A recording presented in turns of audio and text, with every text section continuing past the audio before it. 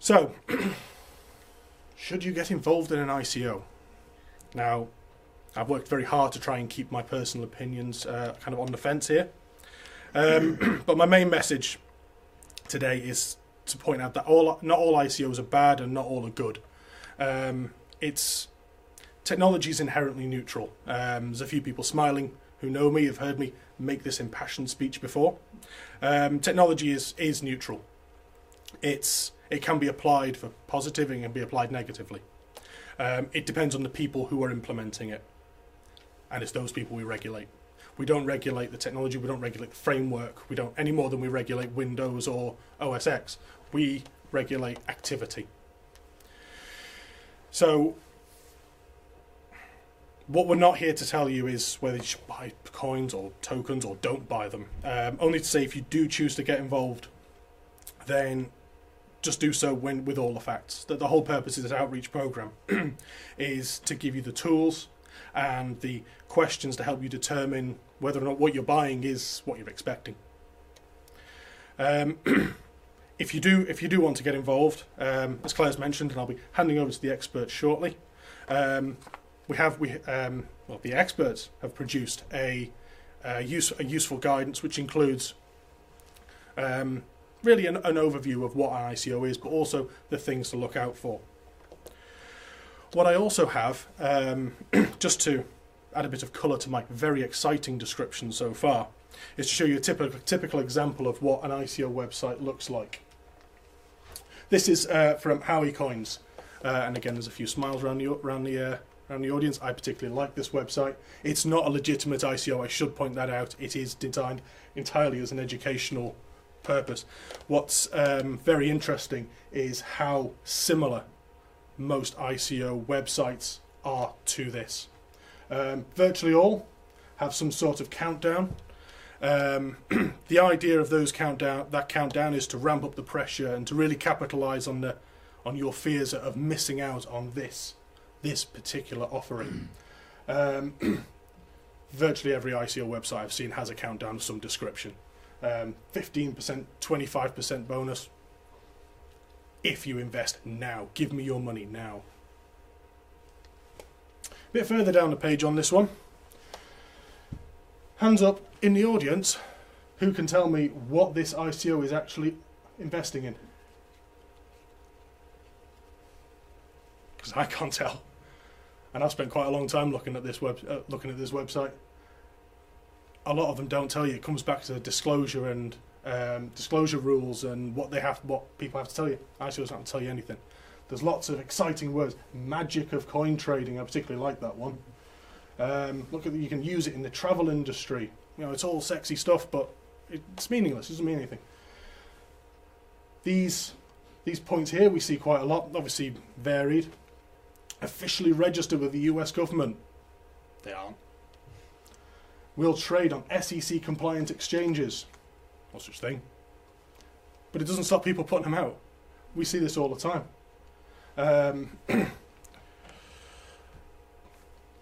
Bit further down the page again. Again, lots of lovely pictures of Peel Beach, as you can see. Invest by June the 1st. So I've got a bit of time on that one. To receive a double 25% discount, whatever the hell that means. Gold, you can receive a single discount. I don't know what it means. But you're not supposed to. Buy coins now.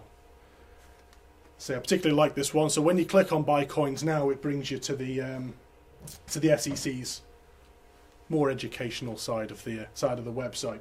The website, it's howiecoins.com. It's worth having a play on it. It is an interesting. It's a very well set up tool. As I've said before, as I've said already, what I particularly like about this website is how similar they are to a lot of the ICOs, both legitimate and not legitimate, and that's what makes it quite difficult. So, coming on to what should you look out for, I'm going to hand over to the students who developed the guidance on that very matter. I'll be around for questions at the end. If you want to come and have a chat with me and ask me any questions in the canteen, I'll be hanging around the biscuits. So just do come and have a chat with me. Okay. Thanks, Dan. Right, so I'm just going to usher them in here. Come on, come on. We'll do a shuffle across. And this here is the front cover of the leaflet produced by these lovely sixth form students. Come on and introduce yourselves. I'm Keela Lowy. I'm Ruth Kane. I'm Lee Mackey. I'm Joseph Rini. Okay, and now if you could just quickly let everyone know what you did and how much you knew about ICOs when you came in and how much you knew about ICOs when you left us 1 week later and how you found it out. That'd be really useful. I knew literally nothing apart from that Bitcoin was a word. And then once we left at the end of the week, it was, I feel like, an expert-ish now. We just researched all week as much as we could, used many of the people at the FSA that know a lot about it, and it was just a really good experience and broadened my knowledge. Yeah, we're really grateful for the opportunity because we literally didn't know anything before we came into this, so we're really grateful to the FSA and Claire for, helping us get in with this work experience. I think it's really beneficial because it's something that we'd have actually liked to look at before we came into this project, funnily enough, the final product that we made. So I think no matter what you actually know, if you look at this, you can actually come away with something out of it, so it's very beneficial in that regard. Yeah, I also thought it was quite interesting because during the week we visited Coin Corner, which is like a local Bitcoin keeping they keep Bitcoins, and I didn't even know it existed before we started the work experience. But it's quite interesting to find that we actually have some of these people working here, so close to home, and so while we did do a lot of the research on the internet, we're quite grateful for visiting Coin Corner. And Ruth, who actually was the reason that we did the work experience, because Ruth contacted us about doing some work experience, and we thought, well, actually, coming to the authority and doing some admin might not be the most exciting work experience, so we arranged a team of 6 to come and set them the project. Can you just tell us about your experience, Ruth? Yeah, it was a really great opportunity to do some hands-on work experience, and we all learned so much about the risks and opportunities that ICOs pose, and we came away with loads of key skills like research and analysis, and improved our teamwork skills as well. Right, thanks guys. Well, because they can't all take everyone through the actual leaflet, so the leaflet here, and I would suggest that anyone who's interested in investing in ICOs or in Bitcoins actually has a look at this leaflet, because when we set the task, we didn't want to have a leaflet that was regulator written in regulatory language, because we do have a reasonable idea about initial coin offerings and Bitcoins. I wouldn't say enough to invest, but we have a reasonable idea about it. But we're not necessarily the people who are going to be investing. It's actually, the demographic is the under 30s in particular are interested in this type of investment opportunity.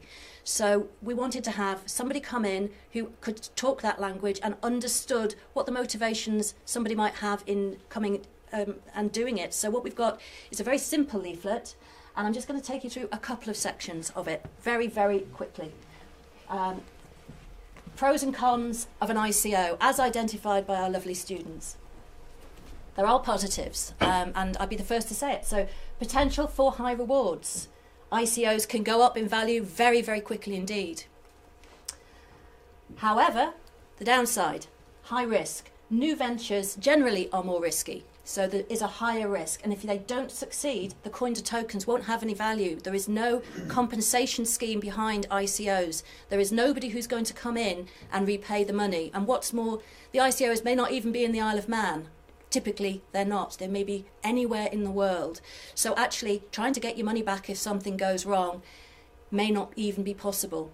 Something else, actually, that you want to be aware of is they are less susceptible to hackers, and that's a really good thing. They are on the blockchain, and for anyone who doesn't understand the blockchain, there's a good explanation in here of what the blockchain is and how it operates. The blockchain is simply a way of recording information. It records transactions. Because it's done on the blockchain, all of the transactions are encrypted, which makes it, in one way, quite safe. They're harder to intercept than if they're not recorded in this way. That's because it's a decentralized ledger, but that's quite technical.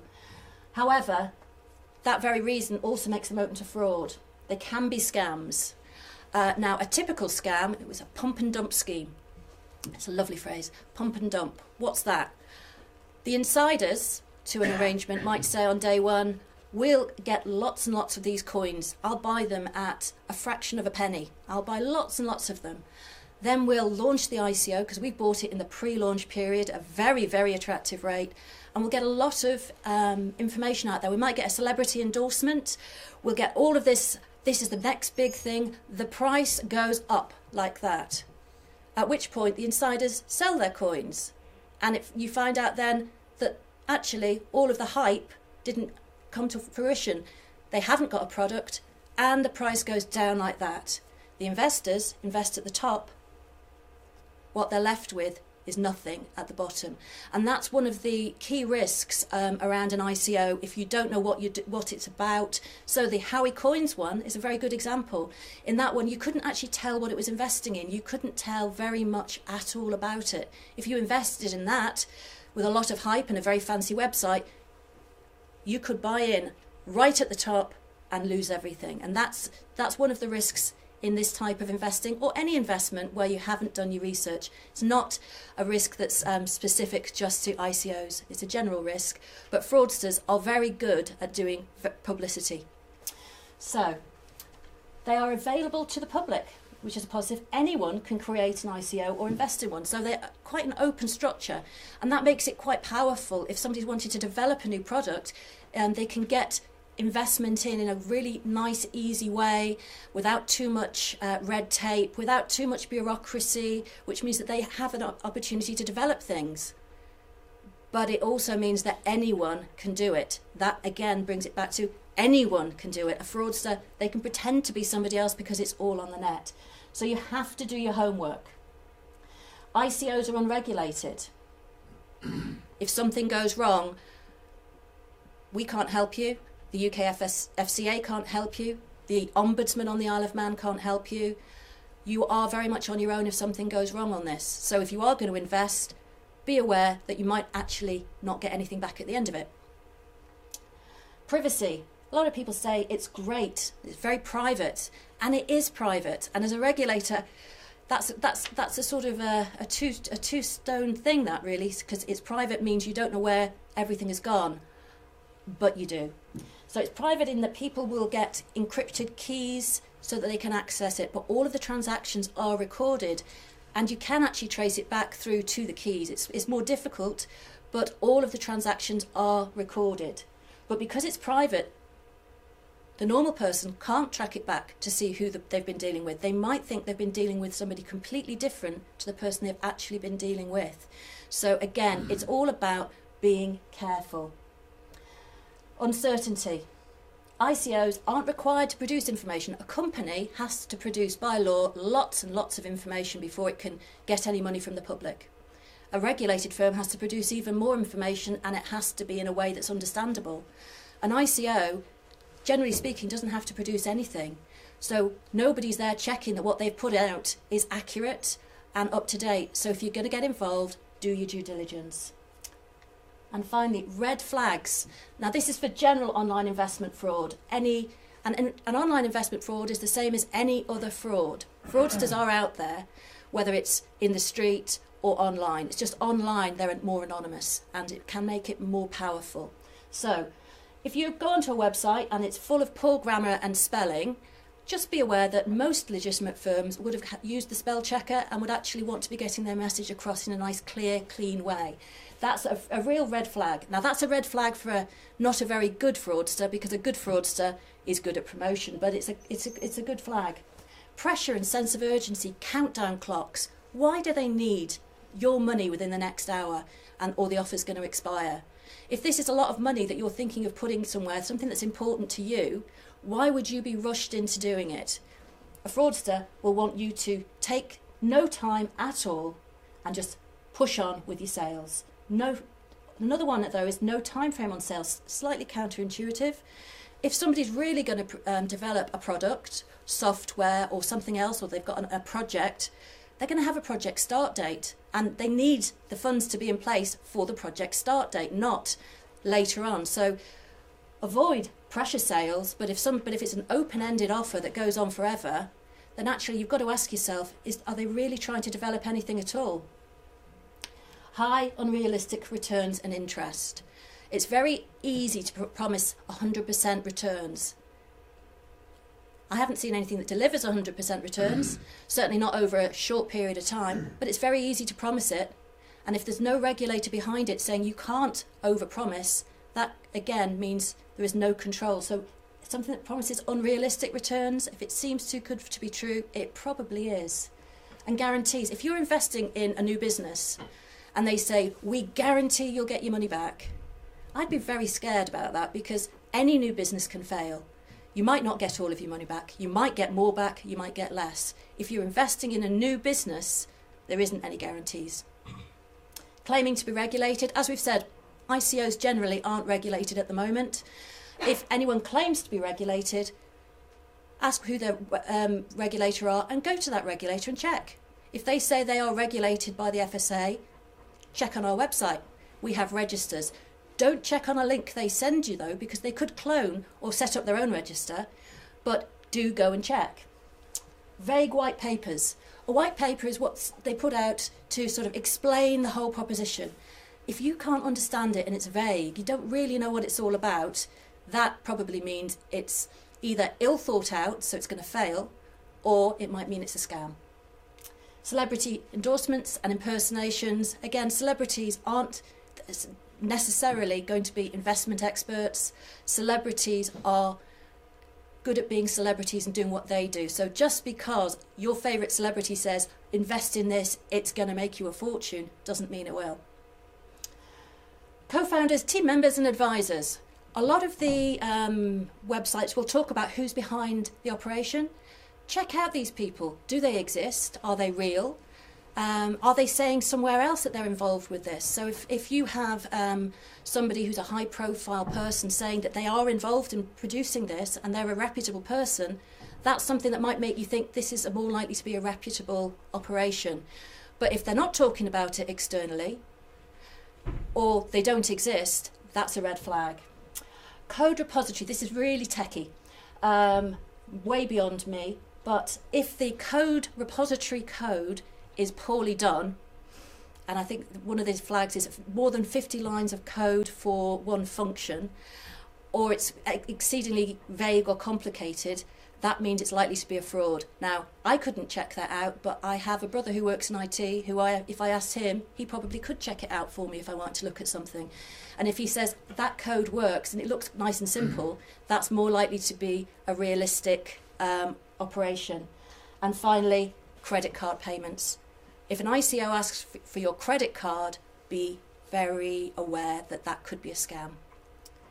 So, what's all the fuss? I don't know really. It's just the same as any other investment. Go into it with your eyes open, check your facts, make sure you know it's not regulated, and if you want to participate, make sure you can afford to lose the amount as well as gain from it. Thank you very much.